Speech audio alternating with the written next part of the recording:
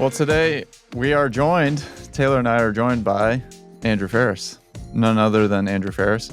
And so if you're familiar with his podcast, one of the best e-commerce podcasts, I think, in my opinion, besides The Bottom Line, of course, where he talks about called none other than the Andrew Faris podcast. Andrew and I actually met at Kalo way back in the day. And before that, many people don't even know this, but Andrew was actually a pastor before he came into the world of e-commerce. And this was a classic story of Taylor Holiday, not my business partner, Taylor Lagasse, but Taylor Holiday was basically Kalo's marketing team. This is before even CTC was CTC, and he loved Andrew's analysis of fantasy baseball and numbers and thought he could be a really good e-commerce person. So shout out to Taylor Holiday for just seeing the gold within Andrew Faris. And now fast forward the journey, he worked at CTC, was the CEO at 4x400, which is now just down to Bamber Earth. And then Andrew ultimately branched out himself and has AJF Growth, where he's consulting and working in the weeds of several, probably, I don't know, anywhere from 2 to 4 brands. We don't really get into his background because this episode is actually all around meta. So it is almost pretty much a meta roundtable where I kind of play quarterback and Taylor Lagasse, my partner, and Andrew just jam and talk about in the weeds. So of the meta machine learning system of Facebook. So we talk cost controls. We talk about what's working. We talk about creative and creative testing, all these different things. And so, yeah, without further ado, if you're a meta nerd, or even if you're not, and you just want to listen to nerds talk about meta, this is the episode for you. So let's jump in. All right, Andrew Faris joining the good guys at Kinship today. Andrew, how's it going, my man? Doing awesome. How are you guys? It is always good to talk to the Kinship boys. All right, good. Well, you froze on the first take, so we're redoing it for everybody listening. Take 20. The simplest question and answer ever. All right. Well, to set the tone, we're going to be doing a little bit of a meta roundtable. I don't know if it's going to be meta specific, but I'm going to play more of a quarterback role, and we're just going to jam around ad accounts. By the time this episode releases, maybe there could be another bug around the corner. Actually, cross your fingers. We're going to just be talking about what's working now on Meta. Are we in a paid ads recession? I'll keep all the questions in the back pocket, but that's some of the things that we're going to be jamming around. Sounds great. Take it away. What's working now on Meta ads, guys? So this is the kind of question that comes up a lot, right? What's working right now? And the way that question is framed implies an answer or implies an approach to Meta, which is like how, this moment is unique. What's working today that wasn't working before? I'll see people like tweet things like, it's all about stills working for me or something like that right now, statics or whatever, right? Like that kind of notion. And I just think that's fundamentally the wrong way to view things. Like until there is a massive shift in the platform that is announced and rolled out in some way, right? Like I just think what's working right now is the same thing that's always working in Meta, which is like careful financial planning, careful thinking about how your ads produce profit in your business, great creative, good offers, machine learning driven media buying. So all these principles that I talk about all the time, like anywhere that people will listen to me talk about it, right? So whether it's a coaching call or a client call or a tweet or a podcast episode of mine, like it's like, and that's the stuff that is always working.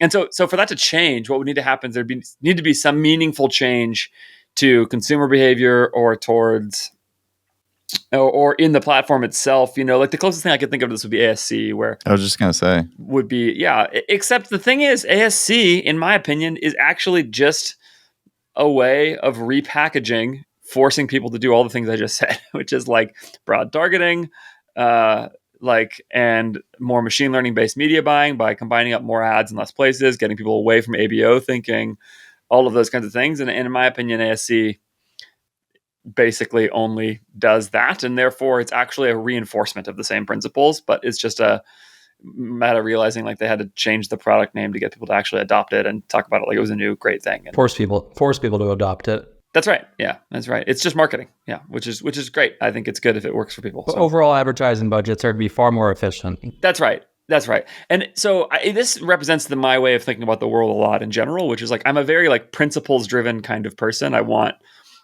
some principles to work from, some point of view to work from, that then I want to like dig my feet into, and then I want to not question them as much as possible. Like once I have some stuff that is foundational for me, I don't want to go back to the drawing board and think about like, okay, do I need to change everything I'm thinking of doing? Like it's like, no, just now put your head down and execute on the core stuff. So so for me, that is the jumping off point for almost everything I'll answer, probably from here. Well, we'll see. I mean, I'm going to the Meta Performance Summit next week, so I don't know if they're going to be releasing any new features that would change any of that question, but I'm sure it's going to be even more I went last year and I came back and did nothing different. You know? Right. honestly, it's part of why I'm not going this year. Is like I'm just like, I don't know. Somebody will tell me if there's like actually a big thing. Like I don't know if they can make AI ad editing work better to make my images expand better. Then great. But that's just like making execution easier. And on our end, if I can just chime in on that as well, transitioning from BAU campaigns, just business as usual campaigns, right? Non-ASC plus campaigns, for all the listeners to try to break down that definition as simply as possible. BAU campaigns versus ASC plus campaigns. On our end, Andrew, we haven't seen much of a difference in performance because of exactly what you just kind of harped on was, hey, we're already leaning into these principles that ASC plus forces on us because it's best practice.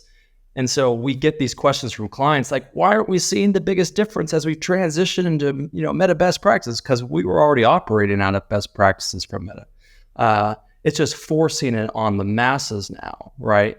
And so from the perspective, when you see that Twitter thread from the masses about, we transitioned to ASC plus and, such a massive incremental growth for us and massive increase in performance, it's because they were not very good marketers and leaning into the best practices of Meta prior, whereas, hey, we were already leaning into these principles, right?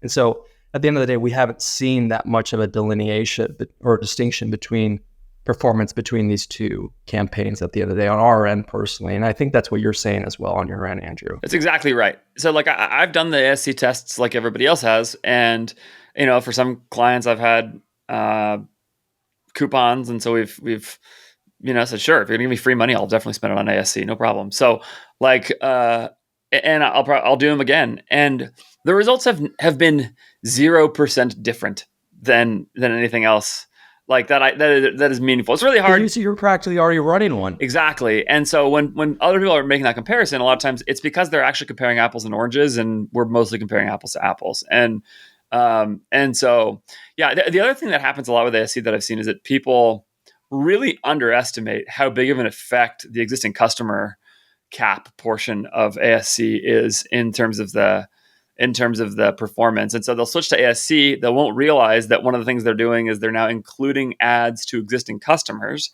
which is by definition a much warmer audience, right? They have actual experience with it. That's good. And they won't realize that their total ROAS is coming out better. But that's actually has nothing to do with the tool. It's just because they're putting their ads in front of people who are way more likely to buy. They've already bought your product, right? So, returning customer ads inevitably. And the thing is, too, even if that group is pretty small, their ROAS, the efficiency of your spend on that group of customers, which I do think you should have some existing customer spend. So I actually don't even mind doing it, but like depending on how you're measuring it and all that. But I think like they have an outsized effect, right? You'll run like a 1.5 to 1, let's say, for your new customers, and existing customers, even if it's only 5 or 10% of the spend, if it's running at a 5 or a 6 to 1 or a 7 to 1 or an 8 to 1, and I've seen all of those numbers, then for existing customers, then that's going to make the whole thing blend out into an average of like a 2. And so when you go pull up your ad account, it'll be like, I'm getting a 2 to 1 on ASC. It's much better than my old ones. It's actually just because you're advertising to a warmer audience. So you got to go in and go adjust that, make sure you know what you're doing. You can go split. You can go see in your dashboard how to how the performance is between new and existing customers in ASC. But yeah, that's exactly right, TL. Like I think there's things like that that maybe is different. And so to kind of bring the point back around, yeah, it's like if you're doing these things that I think you guys at Kinship already do with all your clients anyway, and certainly the way I think about it, like the little ways that we do things differently are just so much on the margins. Like it's why I'm happy to send clients to you and stuff. Is like it's just so. What are those things that are different? Because probably for people listening, it's like you're hearing people that believe in cost controls talk about ad accounts. And to be honest, Andrew, there aren't even any differences at this point.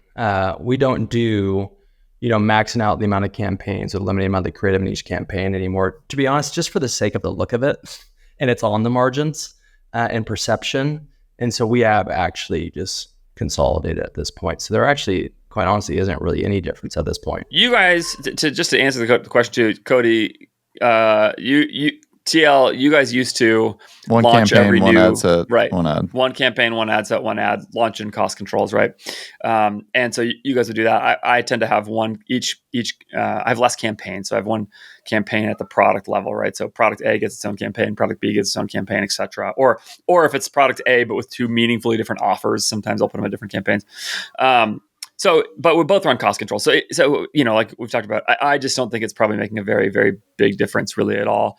Probably the only difference left probably is bid caps versus cost caps, right? You guys are still cost caps, and I'm still exclusively bid caps. But yeah, I think that even that, I think actually the way you guys measure performance is actually relatively on the margins as well. Yeah, I think it's super on the margins. At the end of the day, they can work very similarly. It's just how you execute against the implementation of them.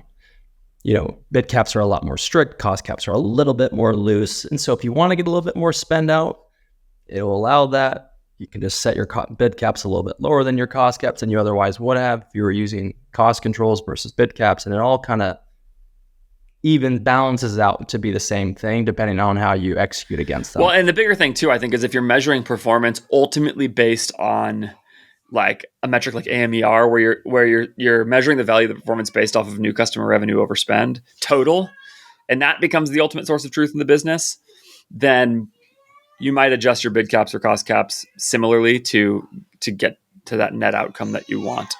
So I still prefer bid caps. I still think it just makes way more sense in terms of what people are actually trying to accomplish there. But this is again why I'm like happy to send people to go work with you guys, right? It's because it's like I think on the whole, if that makes a difference, it's a few percentage points. It's not a huge thing. So I have my preference there, but it's and look, would suggest that anybody do it my way, but it's not the thing that I'm going to spend all my energy. I rarely put meaningful content energy into trying to get people to move from cost caps to bid caps the way I do, for example, trying to get people to adopt manual bid-based creative testing campaigns or something like that, where it's like that I think makes a huge difference in your business. We're not exclusive with cost caps at the end of the day. We're exclusive with cost controls, but not cost caps. Why doesn't cost controls work with highest volume?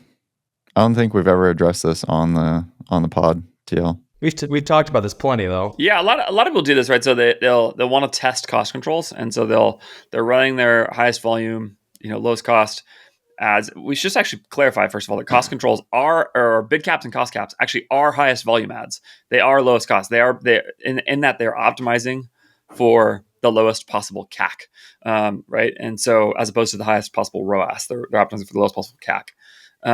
And so bid cap is just setting a threshold above which the meta will not spend relative to what it predicts in terms of your CAC, right? So you say bid caps, right? You'd say like, okay, it's $100 maximum CAC that I'm willing to pay for a customer on my optimization window. Okay, so Meta's going to try to get you all your conversions at or under $100. Cost caps are going to do almost the exact same thing, except they're going to give you an average of $100, which means they can actually go above $100 in the spend, but they're going to average it out to the end. Okay, so in that respect, highest volume auto bids are the same thing. Like if you run your budget, they are trying to get you the lowest possible CAC. There's just no governor on your spend, right? There's no limit, or there's no limiter. No accountability. Yeah, it's Wild West. That's right. So the reason I think that they don't work well together in most cases, because some people will dip their toes in the water by doing this, is that if you give your highest volume ads, if you tell Meta spend $3,000, no matter what the outcome is, Meta is going to essentially prioritize spending that money. It's going to sort of allocate dollars towards that part of the spend first. Okay, and now whatever is left over at the end of that spend is what is going to be allocated towards cost caps, because cost caps are only going to spend your budget if they can hit your target, or bid caps as well. Okay, for that matter, this would also be true with minimum ROAS. So if you're telling Meta, get through this spend, it's going to try to get through that spend as efficiently as possible, and then it's going to prioritize that against your other spend. And the crucial thing to realize is that by definition, the more, well, like as a rule, right, the more you spend, the less efficient you will get, right? If you take, everybody knows this, if you take your budget of $3,000 and you just ramp it to $6,000, you're not going to get the same efficiency as you were going to get before. It would be more, your CAC would go up, your ROAS would go down. And therefore, the back end of your spend, the last dollar you spend of that $3,000 is going to be your least efficient dollar, okay? And so cost caps now have to be held to the standard of your least efficient dollar. And if you are trying to set your cost caps at a number, or your bid caps at a number that is more efficient than the rest of your spend, then it's going to create a real problem. I did a video about this. Maybe I can find it and link it to you, where I tried to show how this math works. Because the other thing people miss here is, like, let's say you spend $3,000 and it's an average, and you get a 2 ROAS on average. It doesn't mean your entire $3,000 actually. Well, let's use CAC. Actually, CAC is better because we're talking about highest volume. You get $100 CAC on average as your average, right? So $3,000, your CPA for the day comes in at $100. Okay, so that happens. What that means is that probably the last $1,000 of your spend actually got you $140 CAC or something like that, right? Because again, it's the least efficient part of it. And so now if you set your cost cap at $100, because you're like, oh, I've got $100 average CAC. Well, actually, if it has to spend on the back end of that 3,000, it's not going to spend at all because it can't get you any more spend at that CAC. And so I see this all the time.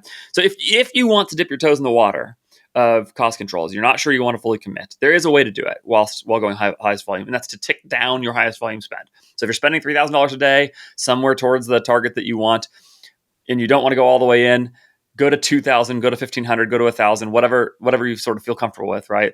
And then keep your manual bids on the other side. Or just rip the Band-Aid. Just switch it all.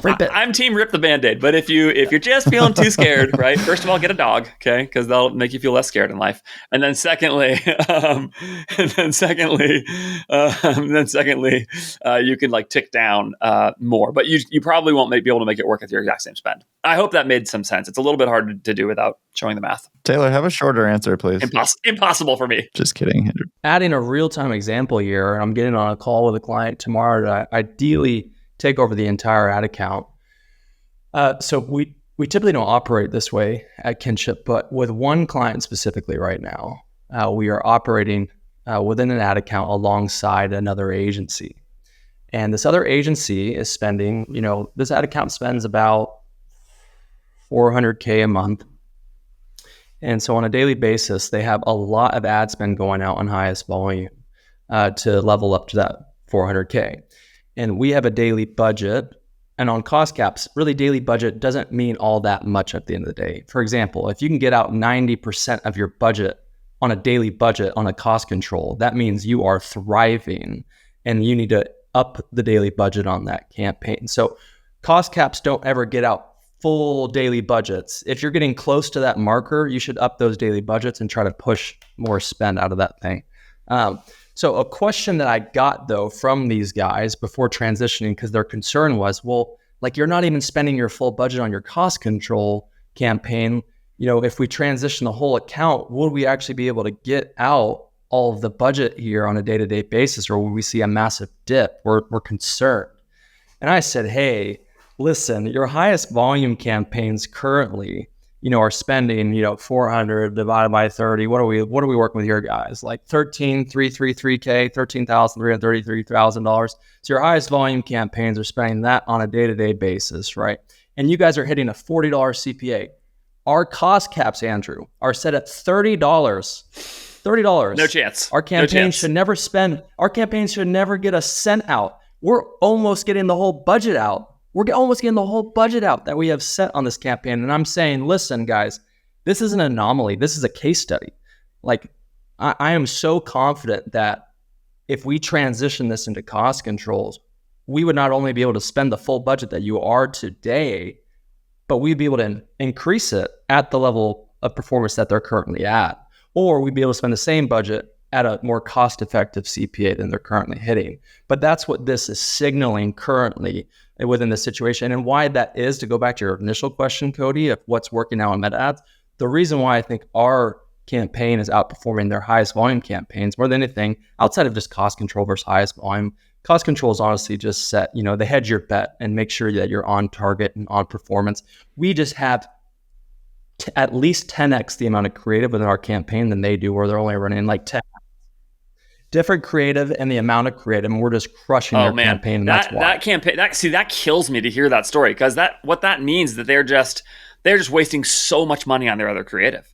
They need to move the whole thing to manual bids right now. Right? That's probably hundreds of thousands of dollars that they are just leaving on the table in that business. It's excruciating. I want to send them this segment, man. You should send them this episode. Send them because this episode will. This is why people sometimes say to me, I've seen this critique coming around sometimes, like sort of stop talking so much about media buying. It's about creative. And this example is the perfect example of the reason why that advice is fundamentally wrong. There are just so many under-optimized people out there, because the point is, those people are right in one sense, right? It is about creative, or is about the offer. It is about the brand. It is about the marketing calendar. All those things are the true drivers ultimately, right?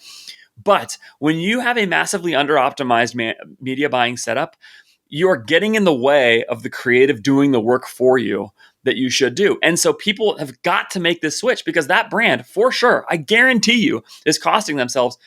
It's possible they're costing themselves 7 figures. I mean it, in terms of like some mix of wasted and of wasted dollars on underperforming ads and underspending on higher performing ads. If you're seeing that result, it's just a huge mistake. And so getting your media buying right really matters, because what it does is, like, if the creative is the thing that spikes the ball, right? This is the analogy I've used before. If the creative is the thing that spikes the ball, the media buying is the set, or maybe the bump and the set, right? In volleyball. And just the notion of, like, if you put that ball in a really, really far away from the hitter who's trying to spike it, it's going to be very, very hard for the spike to come through. But if you put it right in their kitchen, right, and the creative is good, in this analogy, right, the hitter is good, like, you get the spike every time. And so the bump and the set matter. They matter a lot, and you actually can't win without them. And so, anyway, that's what I think about this. It is really important that brands get great creative, but at the same time, the manual bidding thing really, really makes a big difference for the performance. There's one other implication of that, by the way, which is exactly what you just said: 10x the creative. Like, once you get this into your head that you can run manual bids like this.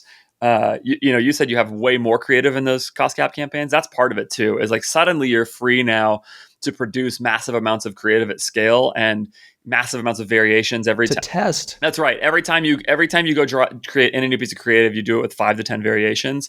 And instead of iterating off of one little thing and slowly winning, what you do instead is you launch a million iterations off the very first example of the ad, and then just let Meta sort out the winners and losers and try to learn from what spends. So and that allows you to go launch way more creative, way faster than other people can do. Bump, set, spike. And scale way quicker and learn way more. Without wasting money. It's magical. I just have to touch on, because obviously when there's 2 agencies in an ad account, right? It's he said, she said. And everything you say on both sides is taken with a grain of salt.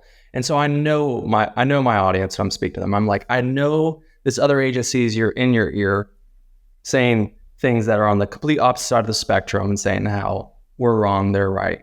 And so I was just like, what are they saying?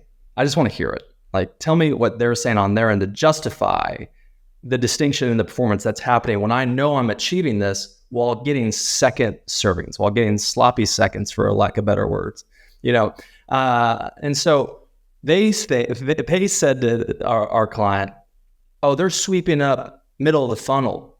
Now that we've gone out into the auction and spent, they're sweeping up, the middle of the funnel now of what we already spent. I'm just like, oh man. So I'm just curious. I'm curious to hear your response to that. But I was like, that is atrocious. That is just so wrong. I just felt like, how deceitful, unless they honestly believe that, which they just need to get fired for that in itself. But I was just like, man, Again, you're going to take what I have to say with a grain of salt here, but that is just so wrong. This is a weird thing that people do, which is like they start making things up like that. Like it's just like, I mean, maybe the question I would ask is just like, why do you believe that? Like, point me to evidence that that's true.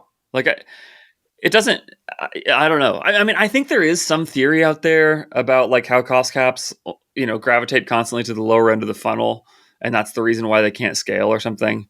I've heard people say that. That's basically what they're saying, right? I've seen that same thing. They're saying basically they get their spend out first in the day because they're getting first servings or whatever, and now we're sweeping up middle of the funnel. I mean, the only way that they're going to do it is to test it. This is actually another thing I've realized though, which is that like people won't really believe me until they see it work. And so it's just like experiential knowledge just takes it to a different level. I think the more smart people are out there saying these things, like it's just really hard, I think, for people to disagree with some of the smartest folks in ecom who are doing this. At some point, there's enough voices that are intelligent that are it's just like at some point, like, I don't know, Dave Recook is really smart, right? Taylor Holliday's really smart. Who's it? Roman Khan, I think, like, is that his name? Roman, I forget. Anyway, Roman. Yeah. Smart guy, switched everything to manual bids, was public about it. Like at some point you go like, okay, these people are not idiots. But there's still just an element where people aren't going to believe you until they do it. But at the same time, this is a step back from there a little bit. And this is what I was getting excited about a second ago. There's this other element of it that I think people just miss, which is like, if what we are saying is true, it is magical. It's like everybody should want us to be right about this, because if we're right, what it means is that there's like tremendous amounts of wasted money removed from your ad account and your business just gets more profitable like that, because now Meta is like killing your losing ads really, really fast and scaling your winning ads really, really fast. And the idea that there's a machine that only spends your money when you hit a target that is profitable for your business, the idea that anybody says no to that is crazy. It's crazy. It's like, dude, say yes to the free money machine. Say yes to the profit machine. Like, what in the world are people doing? And so, at the very least, and this is like the way I've started to think about this, is the burden of proof. And this is maybe where my future content on this is going to shift to. Like, the burden of proof has got to shift to the other side of the conversation. It's got to shift to the people who say, you've got to go above and beyond to show me why I should be willing to lose money. There has to be a very good argument for that. And there are times when you should be willing to pay some upfront cost for some long-term value. There are times in business when you should do that. But you should be skeptical of them. The burden of proof needs to be very strong to be willing to do that. The mirage of control and agency is still a very powerful thing. What do you think motivates people with that, Cody? Like, what is that in people? Well, it's also just, I think it's some of those human psychology with some of those things, like that we seek control. We seek things that it's uncomfortable to lean into the machine learning system of Facebook versus I tinkered, I did this. And it's also something that is very, very new compared to the history of the world and history of advertising as well, right? Like, people are used to having my CMO gives me $100,000 for media buying and I have to spend that. And then we both get together at the end of the month and we talk about the performance. And it goes up and down like the stock market. There's another element of that too. And I think what you just said really gets at that, which is that, the split test, the A/B test is such a sacred thing. And the idea that like the way you analyze performance is to look at two sets of results and measure them against each other. Essentially in a randomized controlled trial. That's what people are trying to accomplish. And people may even know that like when you're doing science, when you're doing real science, right, a randomized controlled trial is the most reliable. It's the gold standard of drug trials, of anything like that. And rightly so, right? But in marketing, as far back as David Ogilvy, there was talk about test everything, find the winners and use those. But David Ogilvy did not have access to Bayesian probabilistic forecasting built on machine learning. And that's the thing. Like, probabilistic forecasting, Bayesian probabilistic forecasting, it does not require randomized controlled trials. It does not require split testing. The notion is there's a set of prior, I want to say beliefs, but this is a machine. It doesn't have beliefs. There's a set of they're just called prior concepts that are locked in that say, like, essentially, if the engagement on a certain ad is X, and engagement in the broadest sense of that term, if users behavior relative to the ad, not just like likes and comments and shares, right? But like the broadest sense, then if it's X, then most likely the outcome is going to be Y. And as the outcomes roll in, the priors update and the forecast updates over time. But those priors are very strong. They strongly dictate what is going to happen. And so instead of saying we have to like get $1,000 to spend here and $1,000 to spend on A and $1,000 to spend on B, and then analyze the results and scale one and kill the other, instead there's a constantly updating forecast built into the ad set level of your ads that is taking in all the information that it has, way more than the purchase and click information, I think, way more than that, and tracking everything users are doing and using that to predict the performance. And I think it is hard for people to get outside the idea that you need to look at a set of purchases versus another set of purchases, see the volume, and decide which one is a winner. That idea is so ingrained into marketing thinking, into data-driven thinking.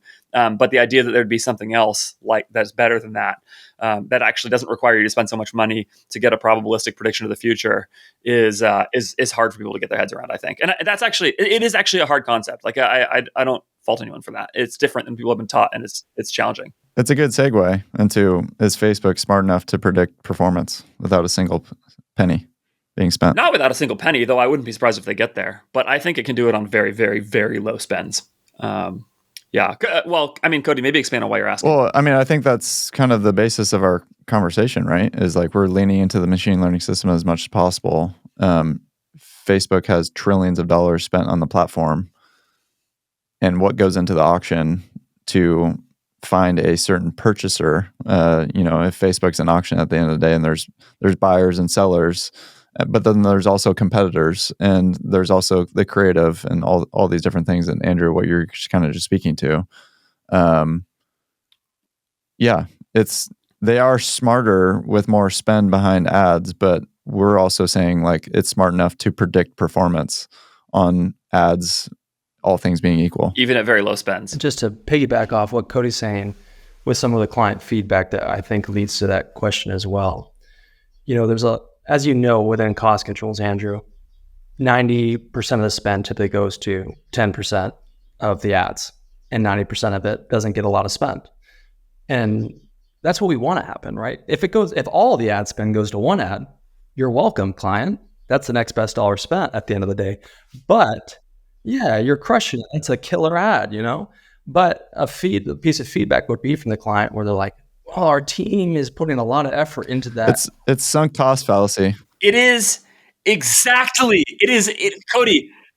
It is directly, precisely, exactly the sunk cost fallacy. It makes me explode when people make this argument. We spent all this money on the creative. Now we got to spend money to test it. No, you don't. All you do if the test doesn't work right is you lost money. You lost more money. Why not? Once you lost some money on the creative that didn't work, stop losing money. Always stop losing money when you have the chance. One of the best ways to make money is to stop losing money. And so yeah, it is a direct, exact statement of the sunk cost fallacy. It's crazy to me that people are just like, they go headlong into it. Just like, yeah, they say that all the time. It is literally exactly that. It's exactly the sunk cost fallacy, right?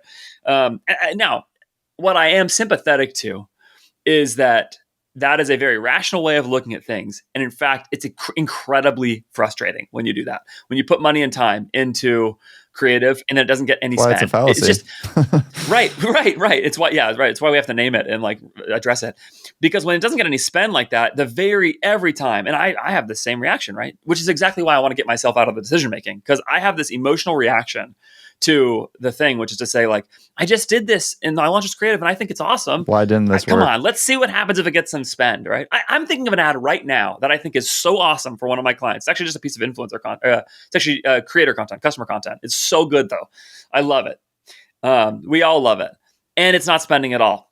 And so what can I do with that? Well, my reaction to that is I should probably just trust that the machine learning is making the right decision and assume that it actually is not resonating. I'm not the core customer. And so we might have been influenced by clients to ultimately implement this in a process a touch, but I also don't think it's the wrong move here. So on our end, a part of the process when we launch new content, we started off at the same cost control or the same bid cap, either or. Again, we're not exclusive, Andrew, don't worry. So whether it's bid cap or cost cap, we'll start it up at the same one as the rest of the ad account. But within 24 hours, if that new creative doesn't get with any spend whatsoever, then we'll increase the bid cap or the cost control by 10% in comparison to the existing creative to potentially offset the algorithm favoring existing creative due to social proof, due to it being into optimization. Why would you want to offset that? Because what if this new creative had social proof? What if this new creative did get into optimization? Would it be able to outperform and compete with this existing creative that was winning? And so we're giving it a shot over a course of 7 days at an elevated cost control of 10% before bringing it down. If it doesn't get any spend at 10% elevation, we're bringing it down. Does it work? At times, yes. Do you ever do that and then have a piece of creative, like, do you ever have a piece of creative that wasn't spending at first? Is it significant? No. And that's where I say this was influenced, I would say, by client service. But I don't think it's terrible by any means. Yeah. I think you're in a situation there where, one thing I've come to believe is that, like, sometimes clients just have an emotional itch to scratch there that actually it's actually more counterproductive to keep arguing against it rather than just scratch it. It will actually, in another way, it'll save cost in another way, and it's in terms of like the time spent arguing about it and the emotional energy of the whole thing. It ultimately builds their trust in the process too. Yeah, I agree with that, and I agree. What it ends up creating in the long run is more trust. I've done that too. I've created separate testing campaigns for people where we force spend ads and stuff like that, and it just never works. Like, this is when people tell me these stories about like all these things in the long run, I'm just like, yeah, I don't know, maybe on the average. And this actually is or maybe in some outlier scenarios it could happen. But I don't care about those outlier scenarios, frankly. And this gets back to your question, Cody, originally, which is Facebook smart enough to predict the future of your ad performance? And my answer is no.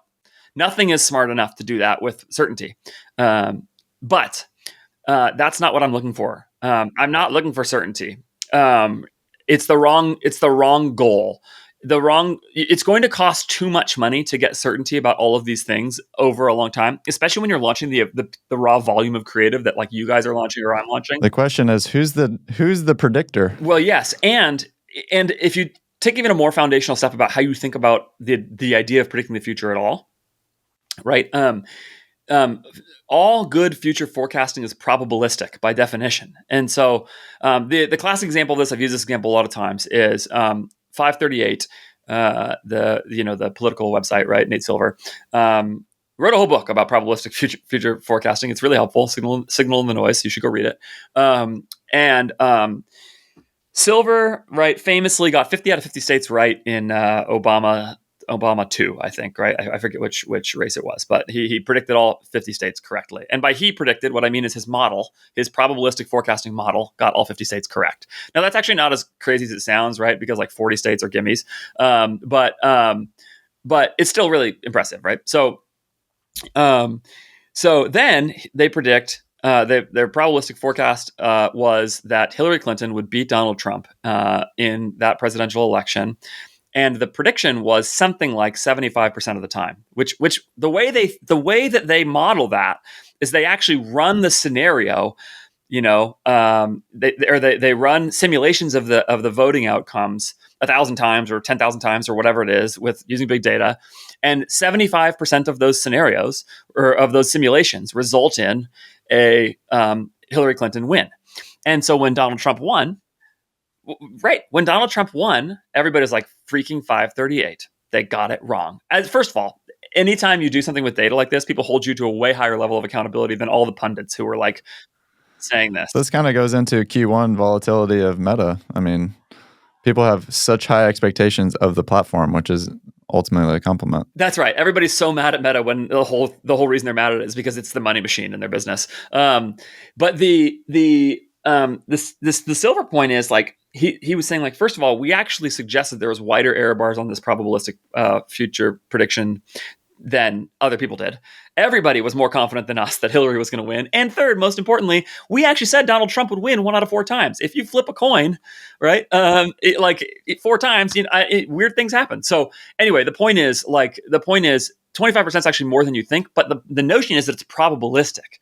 And you don't say this is what's going to happen. You say there are probabilities, and you weight those things in different ways. And that's what Meta's doing with your ads. Meta is probabilistically forecasting what's going to happen next. So it's definitely possible that you have an ad that Meta probabilistically gets wrong. And so my answer is no, Meta can't do it, but it does it a lot better than I do. And this is, you have to think about like a poker player or something, right? Like or Vegas. The whole reason Vegas makes money is because they probabilistically forecast something where the odds are in their favors. And they have the odds in their favor to some degree, but over a very, very large number, they win huge amounts of money because the probabilities play out the right way. That's how poker players play who are mathy, right? They're like, they know the numbers of which hands to play and which hands to fold and how to bet and all those things based on that, and so serious poker players are really mathy about it because they're able to think through like doing this. And look, sometimes the ace comes up on the river in a way that is really weird, but you should, and it really hurts when you play that hand wrong and you get knocked out of the World Series of Poker because you did it wrong or something like that, right? It really, really hurts. But going back, you should play that hand the same way every single time if you played the math right. Because if you play that hand enough times, you're going to win.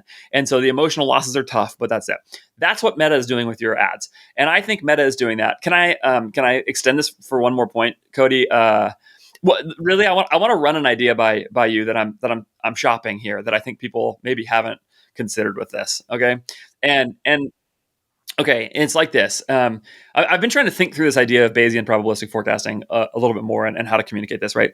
What I think Meta is doing, people often are frustrated with this idea because they say, $20 on my ad, like, and only $20 spent, like that means maybe I got 10 to 20 clicks. How can Meta know anything at 10 to 20 clicks, right? And my answer is because it is measuring way more than clicks. And we know this for a fact. The most obvious example of this is that your Meta ads dashboard actually records 3-second video views, right? And 3-second video views happen way more than people click on your ad. And the reason Meta measures that is because Meta knows that a 3-second video view actually is an engagement signal, even though it's just 3 seconds, right? And it tells you something about the way your ad attracted attention. And in fact, almost every like creative strategist type recognizes this because they measure this and they call it thumb stop rate. And so they all factor this in. Like on $10 or $20 an ad in spend, you get like, let's say you have a $10 CPM, you might get 500 3-second video views, which is actually, so you might get 10 clicks, but you might get 500 or 1,000, depending on what your CPM is, 3-second video views. And I've come to call 3-second video views one of a series of what we might call micro engagements. Okay. So people have this idea, you think of micro conversions, the idea of like, say you submit your email address on a pop-up on somebody's website, right? Marketers call that a micro conversion. You got somebody to take an action, even though it's not the ultimate conversion you care about, which is a purchase. Okay. I think a micro engagement is a similar thing. And I made this term up. That is like some step that a user takes on the platform. And what I am convinced of is that Meta is measuring way more than just something like 3-second video views. I wouldn't be surprised at all if they are measuring, if they know what a 2-second pause on an ad is versus a complete scroll past. And I bet you they are factoring in all of that data. And given, like you said, trillions of dollars of ad spend, Meta's Meta's model can probabilistically forecast what happens based off of that level. They probably know how many 3-second video views on average result in clicks, especially if they start to get through play data, right? So like how many 15-second views come out of the 3-second view, etc. And with every one of those that happens, they get a little bit more information, and you can actually get like a through play rate or a 3-second video view rate or whatever within $10, $20 spent at a very high level. And so what I think is Meta is working from the micro engagement all the way down to the purchase, and it's probabilistically forecasting how many micro engagements result in the purchases. And that's why you will spend so little money on your ads at times, is because the probability is, based off of those micro engagement signals that it has, you're not going to get the CAC that you want based on what it knows about the cost and all those kinds of things as well. So it slows down your spend. Now, it could be wrong, and so it ticks out $1 or $2 per day over time. And if it ends up being wrong, just give it a few days, just give it a couple weeks or whatever, and it will figure that out over more time, right? But that's the way that I think about this problem. So can it get it exact? Can it predict the future exactly? No. Can it do it on a very small amount of spend? I think the answer is yes, it definitely can. It's just that it's looking at way more data per ad served than you and I are. And that's why it's so foolish for us to go try and analyze it ourselves. Well, we're 45 minutes in here, guys, and we covered a couple topics. We'll have to come back again. Rapid fire. TL, what's your number one thought right now about Facebook ads? What's your top pick? Tell me something to take to my clients. Go listen to Andrew Faris's podcast today. Check him out. Oh, shut up. Shut up. No, give me something more tactical than that. What should I do for my clients right now to make them more money? Remove human bias from what you're willing to launch in the ad account. I would say for us specifically here at Kinship, that's a big one just because we tend to create mass creative pipelines. And the biggest pushback we get from clients is they try to pick and choose which ones are worth running. Hey, if you have it at your disposal, put that stuff in the ad account, remove your ego, remove your personal bias, put it to the test. You got downside protection. How? You heard it here on this podcast live. Bid caps, cost caps, they all fall under the same umbrella, cost controls. There's my advice, Andrew. That's funny because we just launched an ad off of somebody's organic social that is just like it is inexplicable to me that it's working, but it is working, and it's exactly what you just said, TL. It was just, if you got it at your disposal, use it. That's exactly the instant we just go through once a week and we just like grab any organic posts that possibly might at all possibly work, right? So we when in doubt, run it. That's basically the mentality, right? And so we grab the post ID, put it in the ad account, and put it in there. And this ad, I mean, it doesn't make any sense that it is working. We're gonna use clips of you on this podcast and put it in front of our clients, and then you can feel free to do the same on our end, see if our word holds any more weight, and we'll do the same with you. Anything I can do to help. Yeah, we won't pull the clip where Andrew, for the first time on this podcast in our history, brought Trump up. So he actually won't be coming back on. It'll be we're talking about just like rationally distanced talk about the probabilistic forecasting. It's just an example. You're canceled. Thanks for listening, everybody.